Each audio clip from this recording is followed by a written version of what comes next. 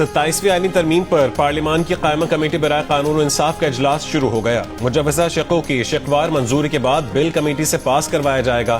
جے you آئی نے قانون و انصاف مشترکہ کمیٹی کا بائیکاٹ کر دیا۔ تحریک انصاف کا ترمیم پر بحث کے لیے پورے ایوان پر مشتمل کمیٹی بنانے کا مطالبہ۔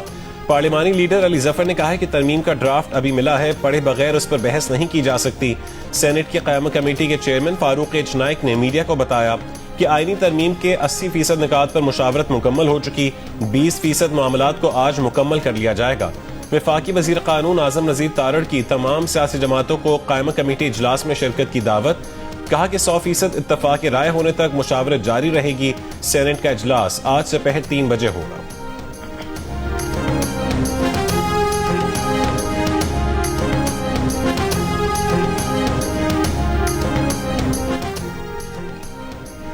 پارلیمنٹ سے آئینی ترمیم کی منظوری کے لیے 2/3 ارکان کی حمایت درکار۔ حکومت کو سینٹ سے 64 اور قومی اسمبلی سے 224 ارکان کے ووٹ درکار ہوں گے۔ سینٹ میں پیپلز پارٹی کے 26، نون لیگ کے 20، بلوچستان عوامی پارٹی کے 4، MQM کے 3، نیشنل پارٹی اور مسلم لیگ قاف کا 1 سینیٹر اور 3 آزاد سینیٹرز حکومتی بینچز کا حصہ ہیں۔ اپوزیشن بینچز پر بیٹھنے والے سینیٹرز انوار اللہ کاکڑ، اسد قاسم اور فیصل لابدہ آئینی ترمیم کی حمایت میں ووٹ دیں گے۔ اس طرح حکومت کے کل ووٹ 61 ہو جائیں گے۔ 26ویں ترمیم کو ووٹ دینے والی آزاد سینیٹر نسیمہ احسان اور ANP کے 3 سینیٹرز نے بھی ترمیم کے حق میں ووٹ دیا تو حکومت کو 27ویں ترمیم کی منظوری کے لیے 65 ارکان کی حمایت حاصل ہو جائے گی۔ سینٹ میں اپوزیشن بینچز پر PTI کے 14، JUIF کے 7، PTI کے حمایت یافتہ 6 آزاد، MWM اور سنی اتحاد کونسل کا 1 سینیٹر ہے۔ ایک نو منتخب سینیٹر جلد حلف اٹھا لیں گے۔ PTI کے مراد سعید نے بھی حلف نہیں اٹھایا۔ اس طرح ممکنہ طور پر آئینی ترمیم کی مخالفت میں صرف 30 ووٹ ہوں گے۔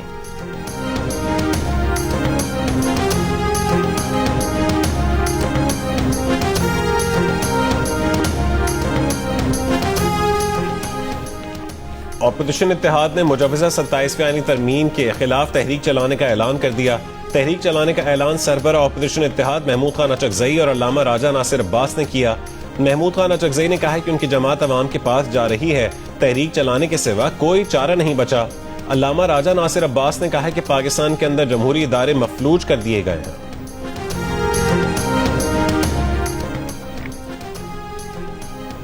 فیلڈ مارشل کا عہدہ تاحیات ہوگا۔ Army chief of defence forces ہوں گے۔ Chairman joint chiefs of staff committee کا عہدہ ختم کر دیا گیا۔ سینٹ میں پیش 27ویں ترمیم کے مطابق field marshal of air force اور ایڈمرل آف فلیٹ کا رینک حاصل کرنے والا تاحیات یونیفارم میں رہے گا۔ رینک اور مراد تاحیات رہیں گے۔ صدر کی طرح عدالتی استثناء حاصل ہوگا۔ عہدے پارلیمنٹ کے مواقع سے ختم کیا جا سکے گا۔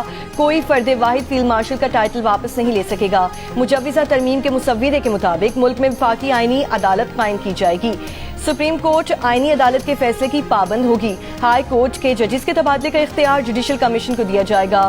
ٹرانسفر ماننے سے انکاری جج ریٹائرڈ تصور ہوگا۔ از خود نوٹس سے متعلق آرٹیکل 184 بھی حذف کر دیا گیا ہے۔ صدر کے خلاف عمر بھر اور گورنر کے خلاف اس کی مدت کے دوران کوئی فوجداری کارروائی نہیں ہو سکے گی۔ وزیر اعظم کو بھی فوجداری مقدمات سے استثناء ہوگا۔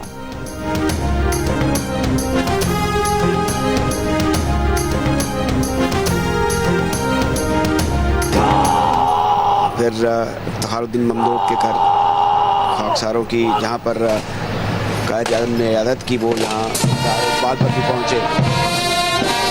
یہ فرمایا کہ اگر آج اقبال زندہ ہوتے تو یہ دیکھ کر بہت خوش ہوتے کہ ہم ان کے خوابوں کی تعبیر پوری کر رہے ہیں۔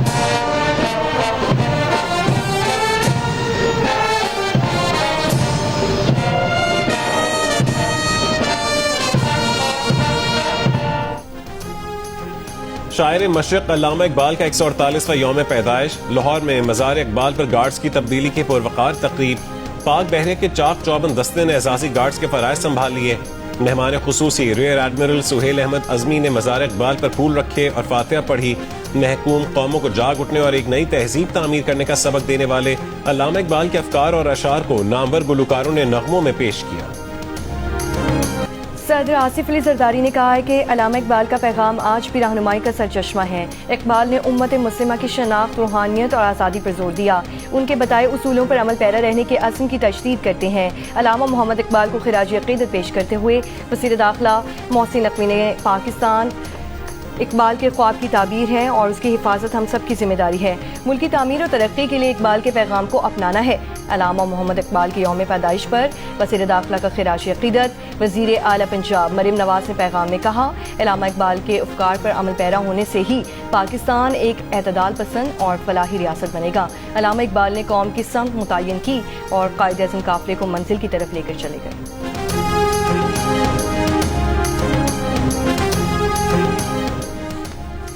منظوری لیے بغیر مہنگے 40 lakh A M I meter لگانے پر نیپرا نے وزارت توانائی اور ڈسکو سربراہان سے جواب طلب کر لیا.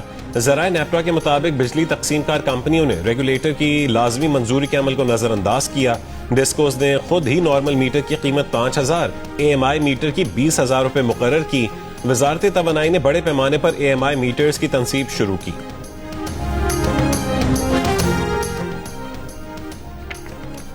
لاہور سمیت پنجاب کے کئی اضلاع میں آج بھی فضائی معیار انتہائی مضر ہے. سب سے زیادہ فیصل آباد کی فضا آلودہ. عالمی ماحولیاتی ویب سائٹ کے مطابق کچھ دیر پہلے فیصل آباد میں پارٹیکولیٹ میٹرز کی تعداد 487 ریکارڈ کی گئی. ملتان میں 482، لاہور میں 316 ریکارڈ کی گئی. محکمہ موسمیات پنجاب کی ویب سائٹ کے مطابق لاہور میں صبح 9 بجے پارٹیکولیٹ میٹرز کی تعداد 363، ملتان میں 449، فیصل آباد میں 298 ریکارڈ کی گئی. آج سے آئندہ 5 روز کے دوران سوات، ناران، ہنزا اور اسکردو اور بلوچستان کے علاقے زیارت میں سرد اور خشک موسم کا راج رہے گا.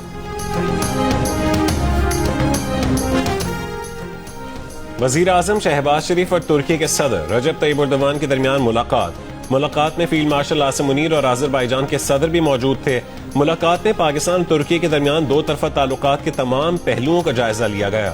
وزیر اعظم نے کہا کہ پاک ترکی دوستی دونوں ممالک کے درمیان گہرے اور پائیدار تعلقات کی مضبوطی کی عکاسی کرتی ہے. دونوں رہنماؤں کا خطے اور مسلم دنیا میں امن و استحکام اور خوشحالی کے فروغ کے لیے مشترکہ خواہش کا اظہار.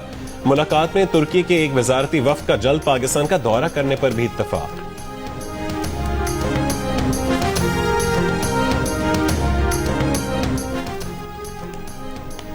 وزیر اعلیٰ خیبر پختونخوا سہیل آفریدی نے جنوری 2026 میں پروونشل مینجمنٹ سروس کی نئی اسامیوں کا اعلان یقینی بنانے کی ہدایت کر دی. وزیر اعلیٰ کے پی سہیل آفریدی کی زیر صدارت پبلک سروس کمیشن سے متعلق اجلاس میں بھرتیوں کا عمل تیز کرنے کی ہدایت. وزیر اعلیٰ نے کہا صوبائی حکومت میرٹ، شفافیت اور ڈیجیٹل گورننس کے فروغ کے لیے اصلاحات کر رہی ہے. بھرتیوں کا عمل تیز کرنے اور میرٹ پر مبنی بنانے کے out of the box policy بنانے کی بھی ہدایت. پاکستان نے آسٹریلیا کو سنسنی خیز مقابلے میں 1 رن سے شکست دے کر ہانگ کانگ سکسرز کے کپ فائنل کے لیے کوالیفائی کر لیا.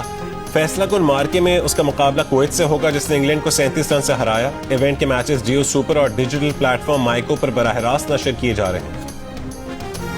پاکستان نے تیسرے اور فیصلہ کن ون ڈے میں جنوبی افریقہ کو 7 وکٹوں سے ہرا کر 3 میچز کی سیریز 2-1 سے جیت لی. مہمان ٹیم 143 رنز بنا کر آؤٹ ہو گئی. کوئنٹن ڈی کاک 53 رنز بنا کر نمایاں رہے.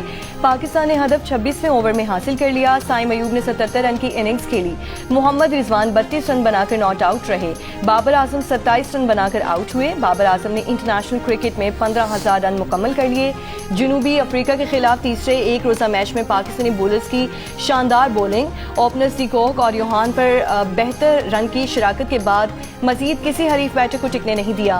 71 رن کے اضافے سے بقیہ 9 وکٹیں حاصل کر لیں. ابرار احمد کے 27 رن کے عوض 4 شکار، شاہین شافریدی، سلمان علی آغا اور محمد نواز نے 2 وکٹیں حاصل کی. سری لنکن کرکٹ ٹیم کپتان چارت اسالنکا کی قیادت میں اسلام آباد پہنچ گئی. 3 ون ڈے انٹرنیشنل میچوں کی سیریز 11 سے 15 نومبر تک راولپنڈی کرکٹ اسٹیڈیم میں کھیلی جائے گی. ون ڈے سیریز کے بعد پاکستان، زمبابوے اور سری لنکا کی T20 ٹرائنگولر سیریز میں مد مقابل ہوں گے. ٹرائنگولر سیریز راولپنڈی اور لاہور میں 17 سے 29 نومبر تک کھیلی جائے گی. سری لنکن ٹیم کی آمد پر راولپنڈی پولیس کے فول پروف سیکیورٹی اور ٹریفک انتظامات، 5,500 سے زائد افسران سیکیورٹی پر مامور. سی پی او پنڈی کا کہنا ہے کہ سنائپرز تعینات کیے گئے ہیں. CCTV کیمروں سے مانیٹرنگ کی جا رہی ہے. 10ویں ڈل جیپ ریلی کا فائنل راؤنڈ ریپیٹ کیٹیگری کے مقابلے جاری. ریسر کوٹ ادو، مظفر گڑھ اور لیا کے علاقوں پر مشتمل 200 کلومیٹر طویل ٹریک عبور کریں گے. فیصل شادی خیل سب سے پہلے ٹریک پر روانہ ہوئے. قومی ایئر لائن کے ایئر کرافٹ انجینئرز کے احتجاج کا 6واں روز، مزید 10 پروازیں منسوخ کر دی گئیں. مختلف وجوہات کی بنا پر ملک بھر کی 54 پروازوں میں تاخیر ہوئی.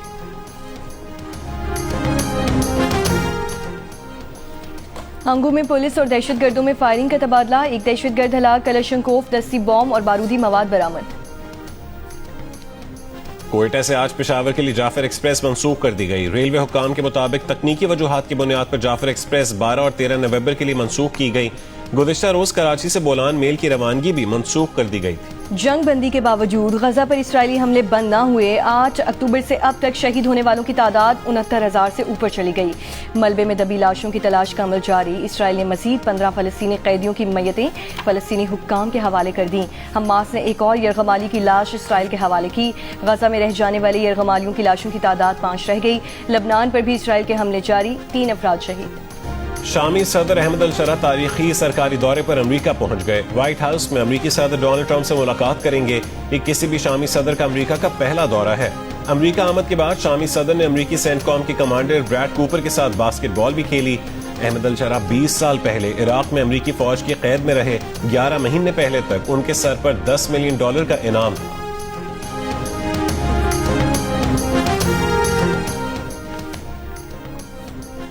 کراچی میں جمشید کوارٹرز کے اطراف کی آبادیوں میں پولیس کا آپریشن. غیر قانونی طور پر مقیم 43 افغان گرفتار. افغانی شہریوں کو قانونی کارروائی کا آغاز کر کے کیمپ آفس بھجوا دیا گیا. کراچی کے علاقے موسیٰ کالونی میں نامعلوم سمت سے چلنے والی گولی گھر میں سوئے بچے کی جان لے گئی. 9 سالہ مہتاب کے کندھے پر لگی گولی جان لیوا ثابت ہوئی. فائرنگ میں ملوث 2 ملزمان گرفتار. پولیس کے مطابق مرکزی ملزم عارف شاہ محتسب کے دفتر میں ملازم ہے. تحقیقات جاری. سرگودا کے گاؤں 44B جنوبی کے قریب مبینہ پولیس مقابلہ. 2 ڈاکو ہلاک 2 فرار. پولیس کا دعویٰ ہے کہ ملزمان اپنے ساتھیوں کی فائرنگ سے ہلاک ہوئے. ہلاک ڈاکو پولیس حراست سے فرار ہوئے تھے. مارے گئے ڈاکوؤں پر خواتین سے زیادتی کا الزام ہے. 40 روپے لے رہے ہیں. بے شک 2 منٹ کے لیے کھڑے کریں, بے شک 5 منٹ کے لیے کھڑی کریں, تو یہ دیکھیں زیادتی ہے نا. پیرا فورس انہوں نے کہا کہ نجائز تجاوزات جو ہوں گی وہ نہیں ہوں گی یہاں پر فیصل آباد میں یا کسی اور شہر میں. مگر آپ یہاں پر دیکھیں یہ موٹر سائیکلیں کھڑی ہیں. 40 روپے ہم سے چارج کر رہے ہیں اور گاڑی اگر کھڑی کریں تو 200 روپیہ چارج کر دیں. فیصل آباد میں پارکنگ سٹینڈز کی آڑ میں بھتہ مافیا نے قدم جما لیے. سڑکوں پر غیر قانونی پارکنگ بنا کر عوام سے زبردستی پیسے بٹورنے کا سلسلہ جاری. شہریوں کا کہنا ہے کہ سرکاری سڑک کو پارکنگ سٹینڈز میں بدل کر شہریوں کو لوٹنے والوں سے کوئی پوچھنے والا نہیں. شکایات کے باوجود ضلع انتظامیہ نے خاموشی اختیار کر رکھی ہے.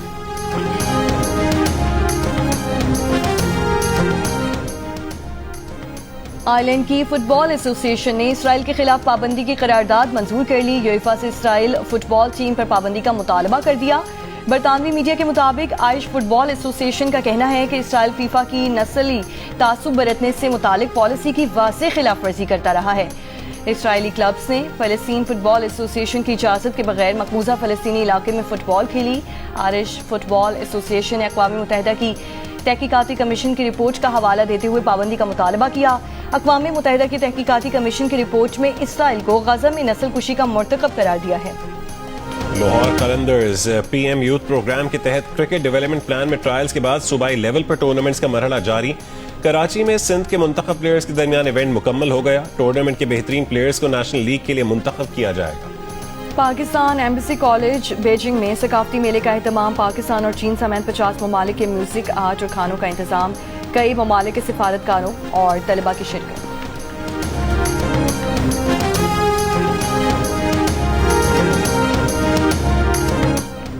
اور جنگ اور جیو کے اشتراک سے آرٹس کونسل کراچی میں رنگا رنگ ورلڈ کلچر فیسٹیول جاری. فیسٹیول کے 9ویں روز ورکشاپ، فلم سکریننگ اور تھیٹر کا اہتمام کیا گیا.